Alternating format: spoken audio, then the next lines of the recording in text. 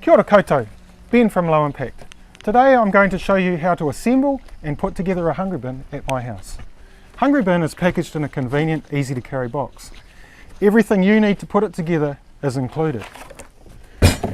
The first thing I'm going to do is take out the layer board that protects the lid in transit and put it down beside the box. I'm going to use that in a second. I'm going to remove the large components and just put them to the side.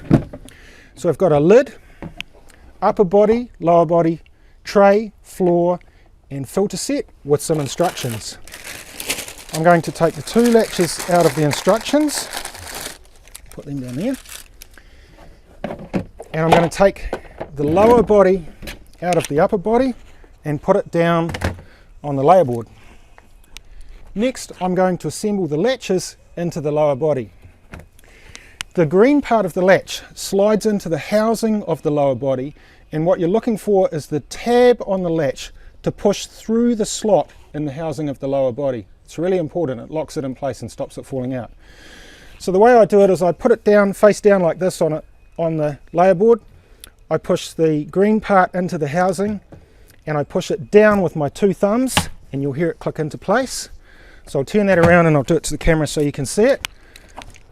So the green part down into the housing, looking for this tab to come out through this slot. Push it down like that, two thumbs on it, push it down, locks it in place. Now what I'm going to do is turn it around so that the latches are on the side of the lower body, and I'm going to assemble the legs and the axle clamp. So lift the legs out and push one end of each leg through the axle clamp.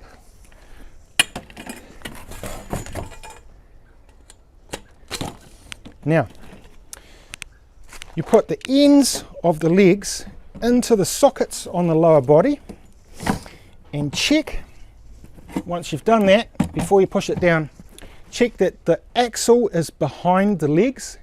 That makes it easier to wheel the bin around. And check that the latches are on the side of the bin, not front and back. If they're on the side of the bin, it just makes it easy to get the floor on and off. So I'm going to put my weight on the legs and just push them home in the housing like this. Just check that they're all the way down. And now I'm going to flip it up. Next, I'm going to tighten the screws on the axle clamps. So I'm going to put my foot on top of the axle and just press it down so that the wheels are touching the ground.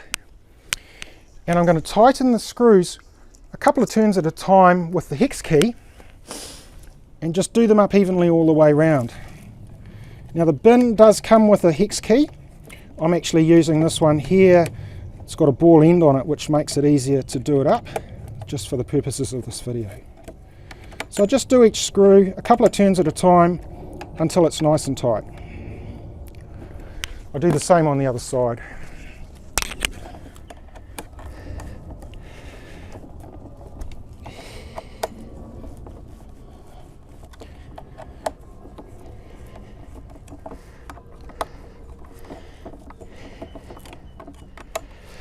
If you're having trouble doing it on the ground like this, once you've set the wheel height, you can turn it up and do it this way up. That just makes it easier to do it. There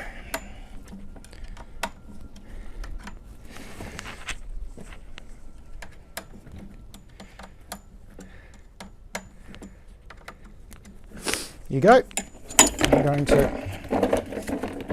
put that down there.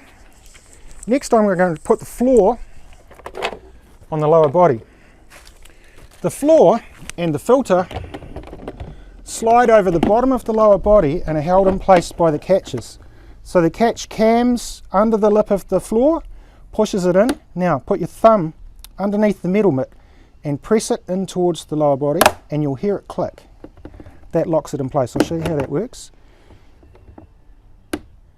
Push your thumb in there, press it, and that locks it in place. Once the floor is locked in place, you can put the upper body and the lid on. The upper body has 4 tabs that slide into the slots of the lower body and they lock it in place. So just check they're all in the slots and press it down. Take your drip tray and you're ready to go.